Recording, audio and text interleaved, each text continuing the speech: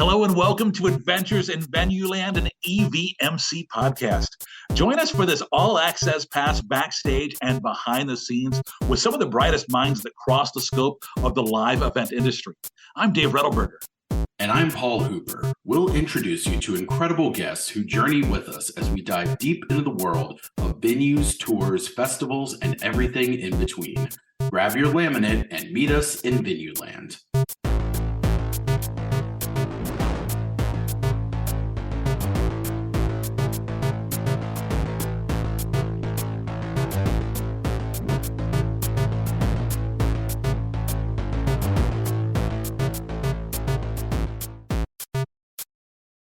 How do you go from being a marketing and events assistant to running one of the hottest new arenas that everybody's talking about?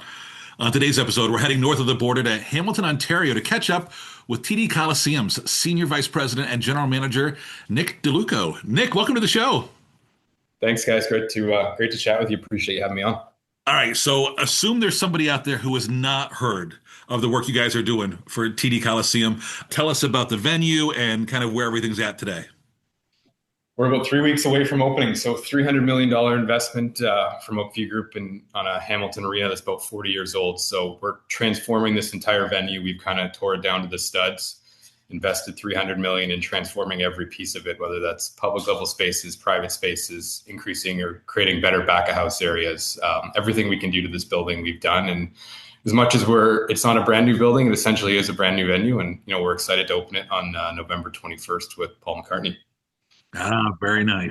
Nice soft opening, by the way. Right, exactly. Yeah, An easy one. Slowly ease our way into it, so we just figured that was the way to do it. And by the time people listen to this, it's going to be releasing 2 days before that. So we will all send our well wishes to you all in that final scramble as you're running around hallways, posting up signs and Paul McCartney posters and, trying to land the plane in time.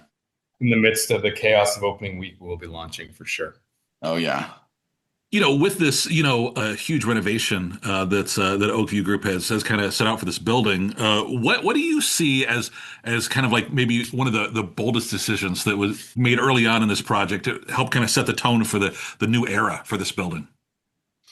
Well, I don't know how familiar you are with the Toronto area, but catchment area is around 10 million people. We only have one venue of 18,000 seats, and that's in Toronto with Scotiabank Arena. So I think the biggest, boldest decision was the belief in Hamilton and the belief in the market and the venue.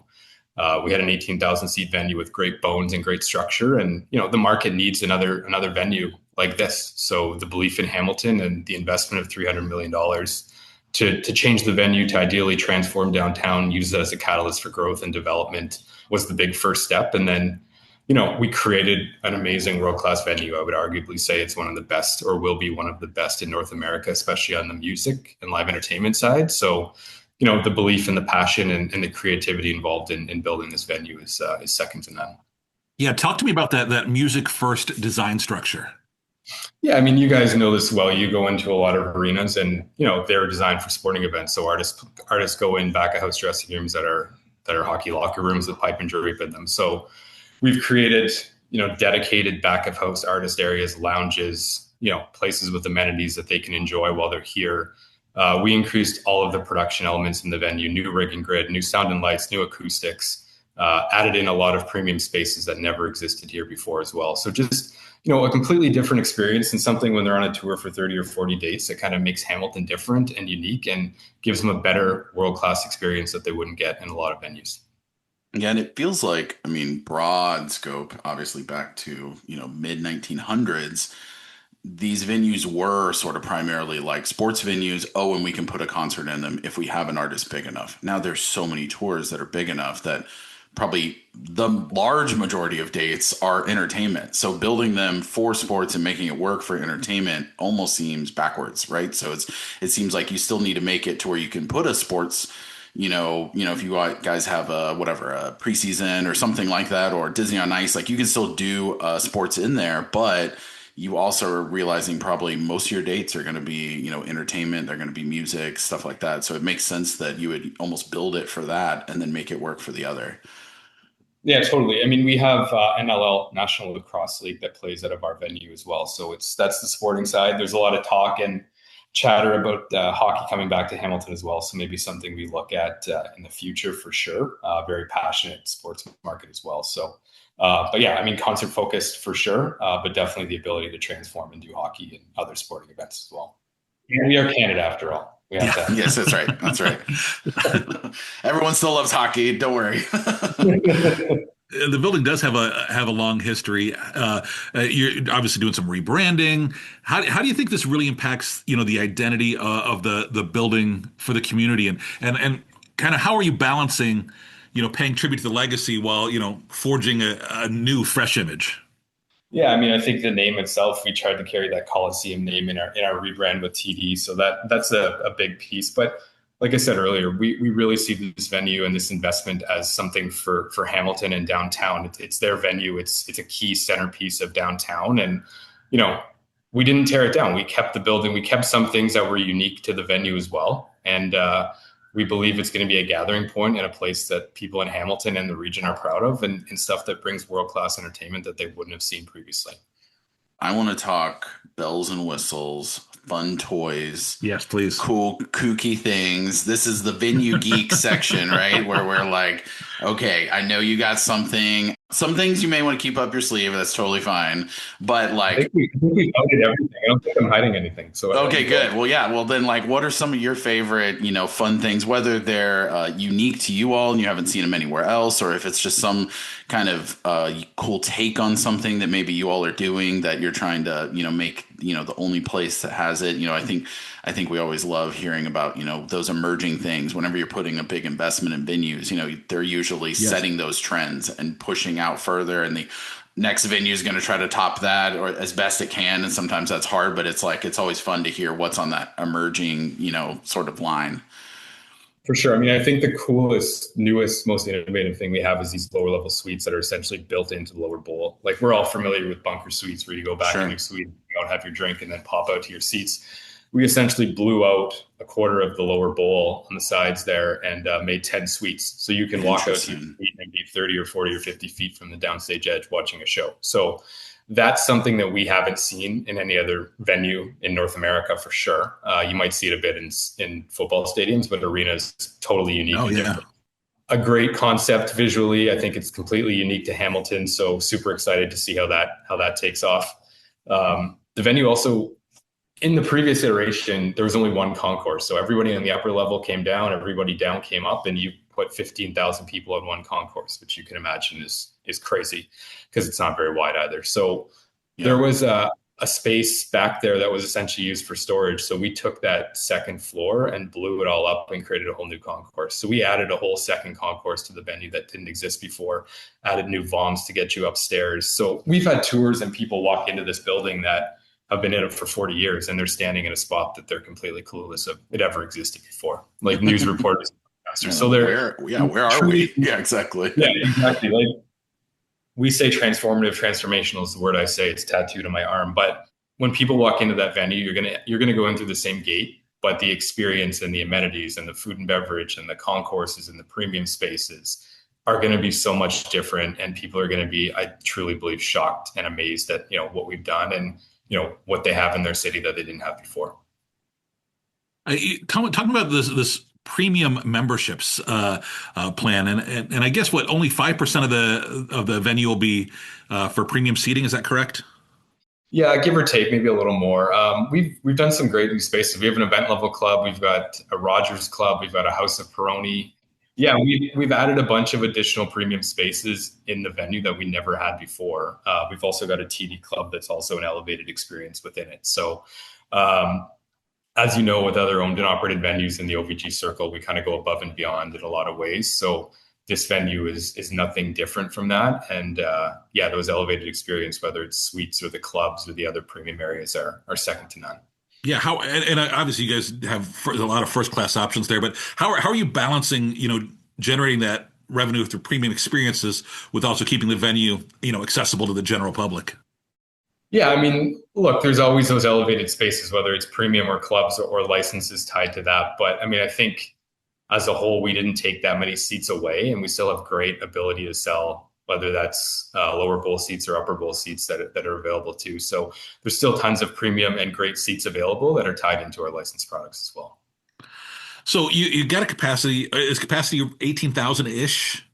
Yeah, if you're going full in the round, it's around 18,000, and stage is around 12.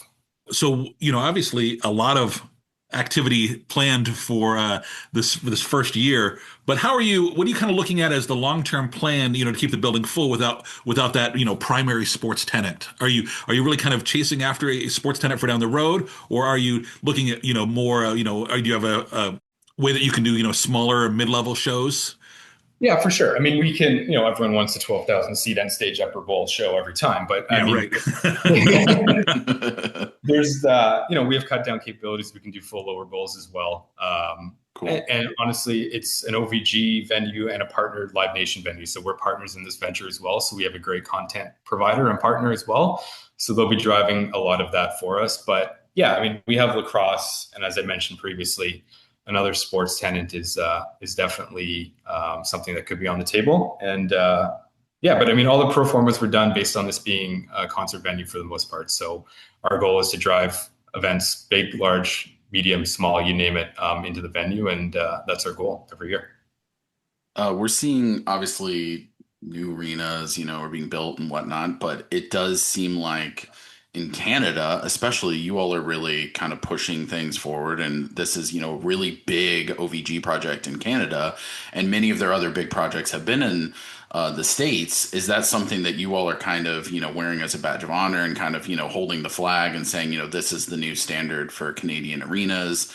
What's kind of the importance of that?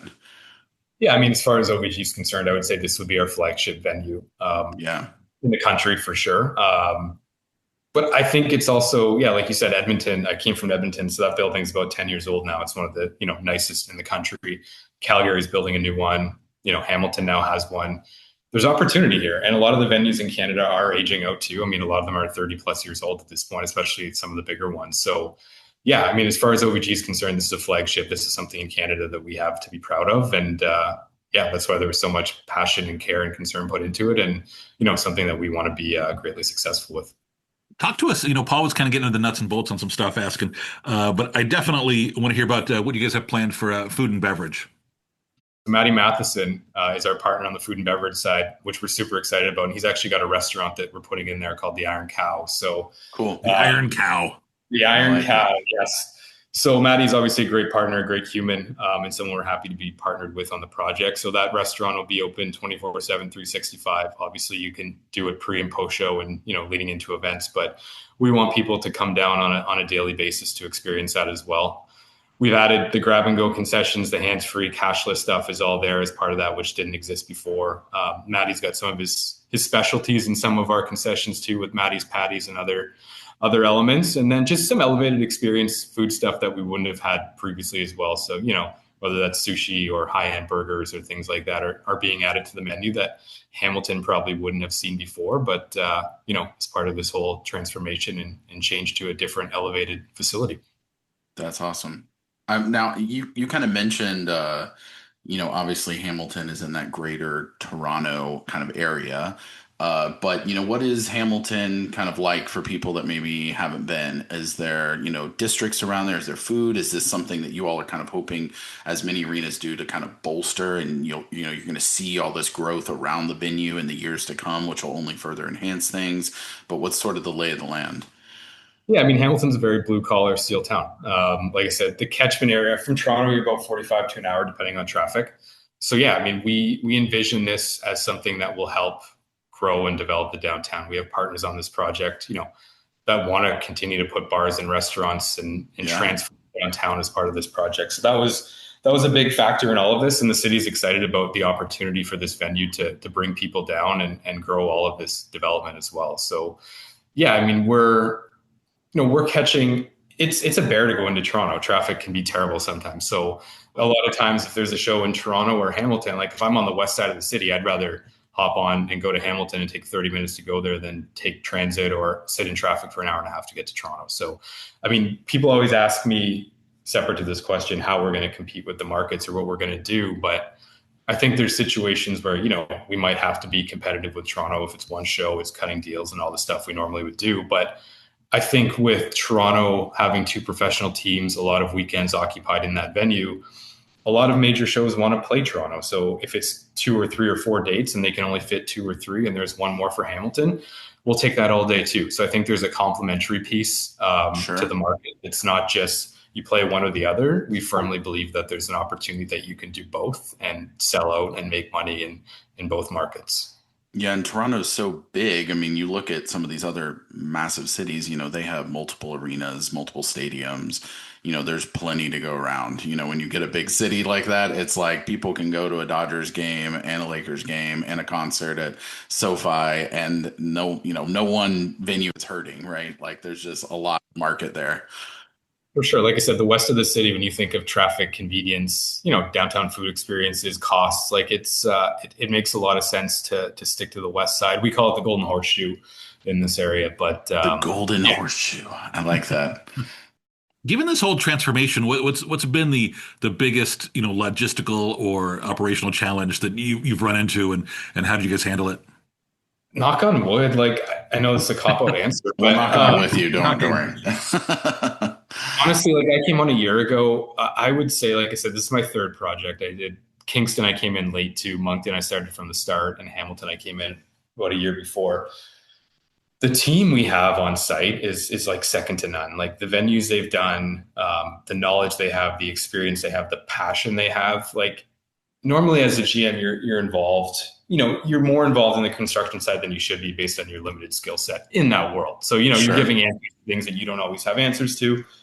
The team we have, takes care of all of that, and they've done it so many times. They know what's right. They know what's wrong. They know what artists want. They know what makes sense.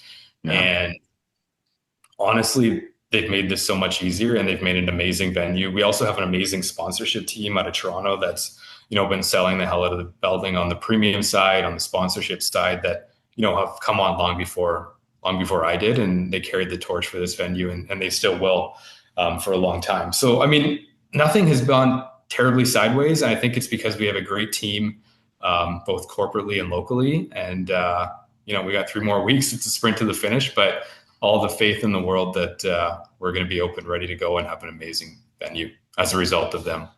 I'm sure the city is excited to come in and check out what you guys have done with the building. Are you doing tours and that kind of thing as it opens up, or are you really focused on the people coming in to check out the live events? Too many tours right now. Our construction guys are telling people to stay out of the building because we got to get it ready. Right. So it's that that delicate balance where everyone kind of wants to see the building now that it's close to finish, and sure. The construction guys are like, stay out. We got to get the building ready. So yeah, look.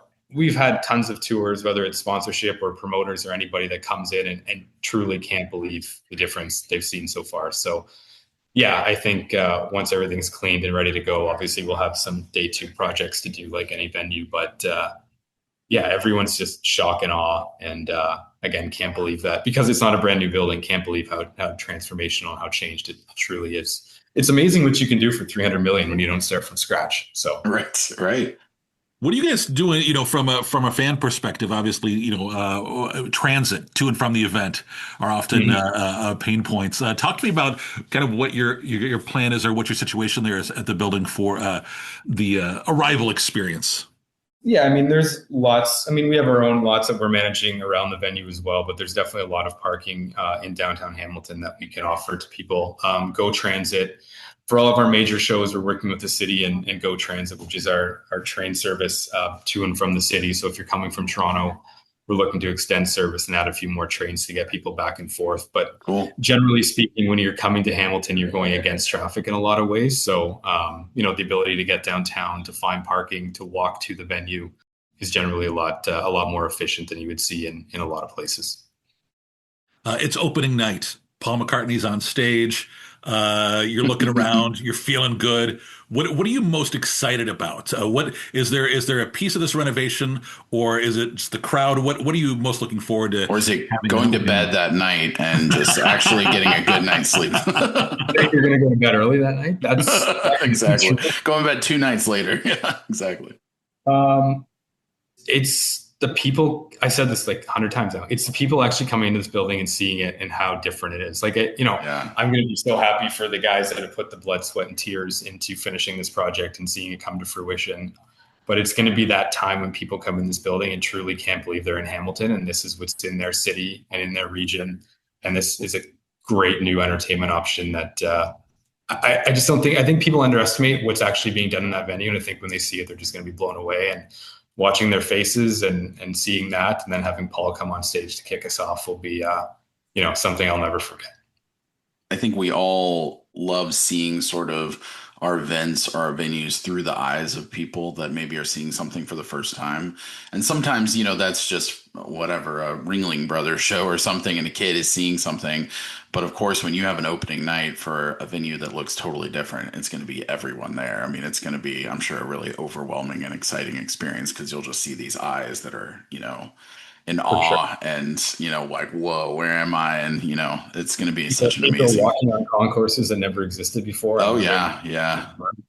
But I mean, you guys know as well as I do how much of the show you actually get to watch might be 5 minutes, but hopefully I can pop into a suite or pop in somewhere and at least catch a few moments because, we all work hard and sometimes we forget to take in the moments and the hard work. So it's important for staff too to, take a look in the bowl, be proud of what you did, and then, let's make some great memories for everybody else. Yeah. Speaking of great memories, let's head back nearly 20 years. It's May of 2006, and you're in your very first day on the job at the Steelback Center, or the Esser Center. I don't even know where it's at right now. Right. Oh, GFL Gardens, I want to say. You're in your first day as a marketing and events assistant. Are you feeling like, oh, this is the career this is my entire life I'm putting into this live event business?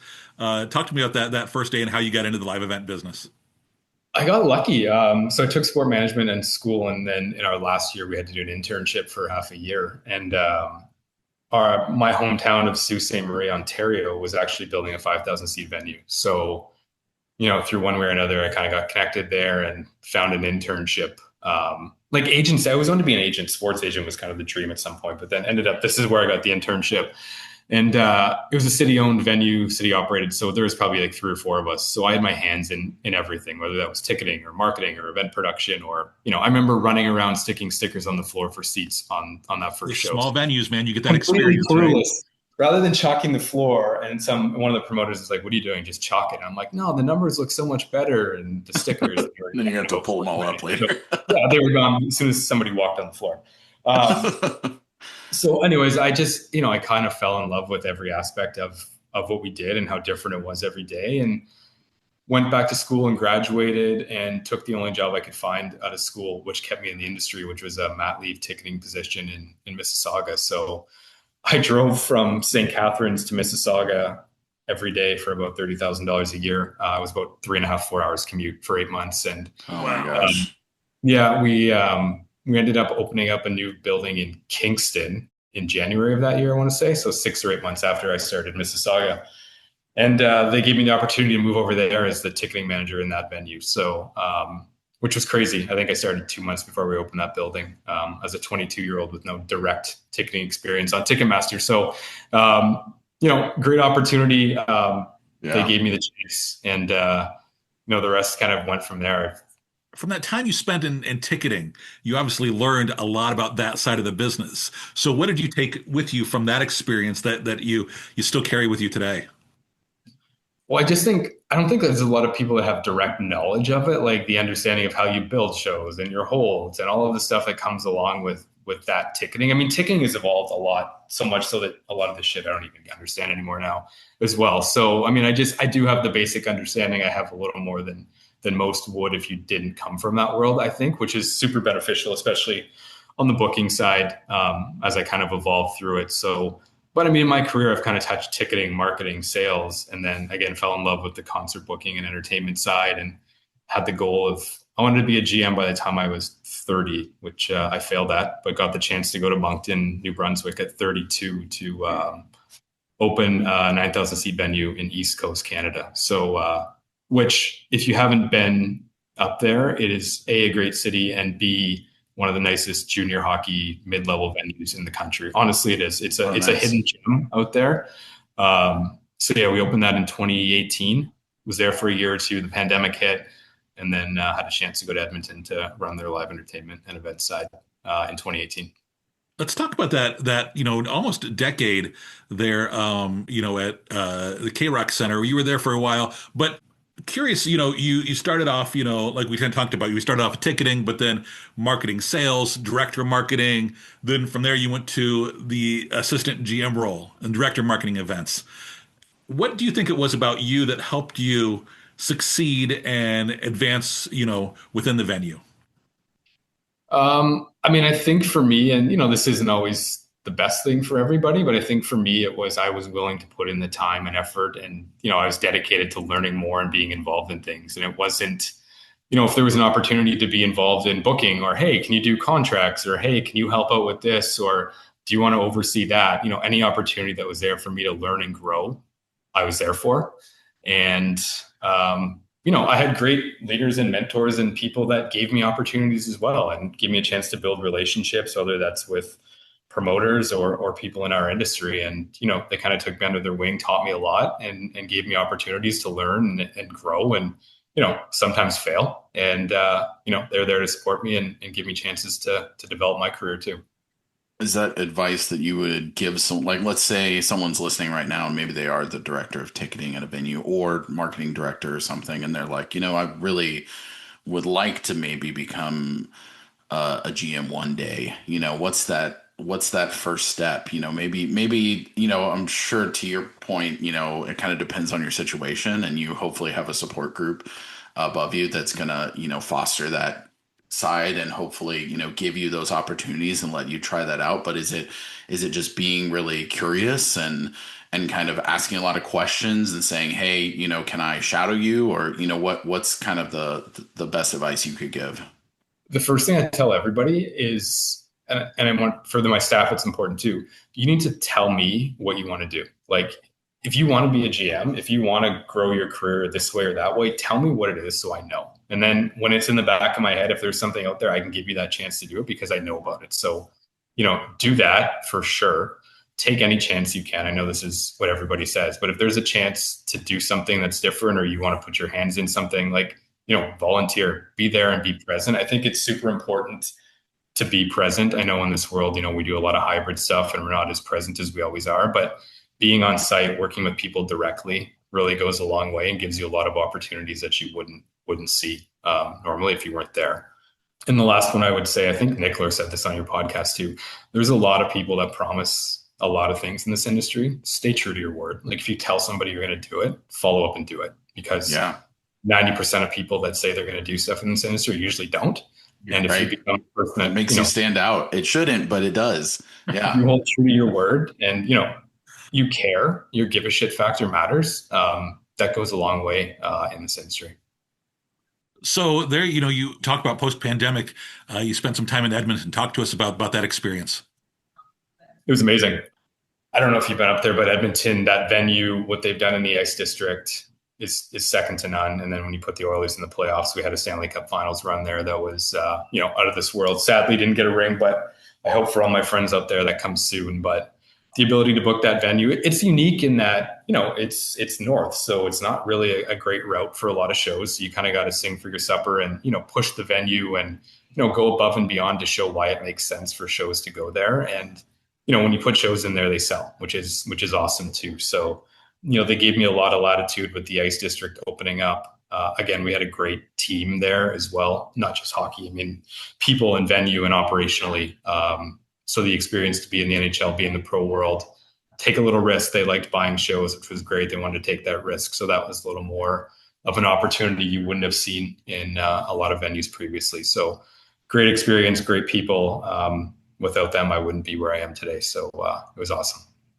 And where you are today now is Hamilton. How do you balance that experience you have versus obviously you've got great people working with you, and so are you the guy that's always in hey, if I was running marketing, if I was in ticketing, because I know this area, right? It's got to be a balance of that, and I think a lot of us wonder if we were a general manager, what our managerial style would be. Um, because I came from booking, I try to keep my hands out of that a bit. We have a great booking team, and it's tough. You kind of gravitate towards it. That's the sexy stuff. That's where you make all the money, especially in shows like this, right? Or in venues like this where we're concert first. So, I gravitate to kind of just checking out the calendar, jumping on some calls here and there. But, generally speaking, like you said, you hire great people and you put your trust and belief in them. And I'm not somebody that wants to get in your business. Like, I hired you because I trust you because of your experience and your knowledge. I am here for support. I will guide you, wherever and whenever you need. But at the end of the day, I'm not going to micromanage my team. That's not what I want to do. I want to hire great people. I want to give them the opportunity to grow and develop and do some innovative things. Like, as you know, Adam Armit is our senior director of marketing. One of the best out there, award-winning guy. Having him create amazing things and put Hamilton on the map in a unique way that he thinks is special and is great for our brand. Full trust and full belief in what he does. And that's what I hired him to do. So, hands off for me until needed, but let them grow, develop, and spread their wings. Yeah, and I think, like you mentioned when you were coming up too, giving people that ability and making sure they don't have a fear of failing. You don't want obviously big mistakes to happen. Of course, you prefer none of that, but also making sure that like when people do, they feel supported and it's like, let's learn from it, never do that again. But also don't be like so afraid of doing it that you're, stiff and, you know, And that's, I mean, when you open a venue, you get a lot of things thrown at you. So there's some decisions that are going to be the wrong ones, right? I mean, sure. Yeah. you learn, and I mean, the biggest thing is don't be afraid to ask for help too. Like, we all don't know everything, but we have a great team and a lot of people that have done a lot of things. So don't be afraid to fail, but don't be afraid to ask for help. And that's why we're all here. I think this is you who once said, the only day I truly think we have off is Christmas. You have to have passion. So talk to me about how you balance, obviously it's a big launch happening here real soon, but how are you balancing a home life with the business side? Um, And how do you encourage your staff to do that as well? Or is that a continued challenge as we all have? um, you have to be able to balance it in some way. I mean, I think opening a venue is a little bit of a different beast. Like, it is all hands Sure. on deck. There is a lot of accountability, a lot of time and resources required to be here. I think once we get through that stage of opening, like, and that's one thing I've tried to learn too as I've gone through my career, because I was at the building way too often. Like, COVID kind of gave you that chance to step away for a bit, and then you realize the different things in life and how important they are. So yeah, look, we're always on our phones. There's important things that need to be done, but if there's time that you can get away from the office, take a vacation, find some time to recharge, like do it. I mean, I was a big proponent the other way. Like, you have to be here all the time. And I still think it's important to be here, but we all do need time to get away and relax and enjoy life, because as much as this takes up a lot of our life, it's not all of our life. And we have important people back home and in our lives that we need to be with as well. So the balance is tough sometimes, especially when we're opening a building. But once you get into a rhythm and routine, have a great team, have people that you can share time and resources with, and let people enjoy life more than just what we do. I love that. All right. No, we're taking some very valuable time for you, so we're going to wrap things up here. Before we let you go, though, I want to hit you with our fast five. It's just five short questions, looking for your short, immediate response. First up, what was your very first concert? Motley Crue and Sault Ste. Marie. Well, in the venue, sorry, that's a lie. Motley Crue and Sault Ste. Marie was my first concert I worked. It was actually, I want to say, Rascal Flatts in Toronto, way back in the day. It was, yeah. There you go. Do you have a favorite concert? Well, this will be my answer for my entire career. So we did the final Tragically Hip show in Kingston before I left. So that is a memory that there will never be a show, no matter what building I open, that will ever top that. The emotional experience of that night will stay with us forever. But that would be the one. You have a lazy day in Hamilton. What's one thing you're definitely doing? Shopping. If I can find a place to go shop. There's actually a little great breakfast diner around the corner, and there's a great shoe store in the mall around here. So anytime I can find to shop, I'm going to shop. We find ourselves in Hamilton for one day. What's the brunch spot we need to hit? Electric Diner. Electric Diner. Electric Diner right around the corner. We'll put in our reservation early. There's a great, yeah. Well, when you guys are in town, for sure, check with Adam and I. We'll give you some great dinner spots. Hamilton, especially downtown by the venue, has some awesome spots, and hopefully, more as the building develops. Yeah, more to come, right? I just want to go to the Iron Cow. We'll get you a Maddie's Patty for sure. There you go, for sure. Last question. What's your theme song? So there's a TV show all about your life where reality TV cameras follow you around, and what's the song that plays over the opening credits of the Nick DeLuco show? Don't Stop Believing. All right, there you go. On that note, throw out any plugs here. You want to plug the venue website where people can find you? Yeah, tdcoliseum.com. Don't worry about finding me. It's the venues, what's the most important thing on there. So yeah, like I said, super excited. 3 weeks sprint to the finish. Amazing team, amazing venue. Something that we believe will transform the live entertainment sector in Canada for music. So super excited. We'll send in all the good vibes your way on the final grind. And certainly, as people listen, everyone keep an eye on their social. I'm sure it's always super fun to just, follow along with new venues as they open and post all the content. It's so great. So, 2 days from today, we'll be seeing the Paul McCartney concert on your all social. 2 days from when people listen, I should say, which is crazy. You're probably like, like, it's no, you just gave me a flash forward moment there. I was like, holy shit, yeah, it's coming. Every time you look at the calendar, it's like September, it's closer. October, and then you're in the month of November. You're like, November wow. snuck up real fast. I've seen that you all have a countdown clock in your office from Adam, and I'm like, oh my gosh, that would be anxiety inducing for me. I'd be like, the elevator door opens and there's the countdown clock every day. So exactly. Amazing. Well, before I feel any more guilt for taking up your time, we're going to wrap things up. Thanks to everybody for listening to this episode of Adventures in Venueland. Remember, you can subscribe and find more episodes wherever you listen to your favorite podcasts. We do love your 5-star reviews so you can help others find us. Until the next adventure, I'm Dave Rettelberger. And I'm Paul Hooper. Thanks for listening, everyone.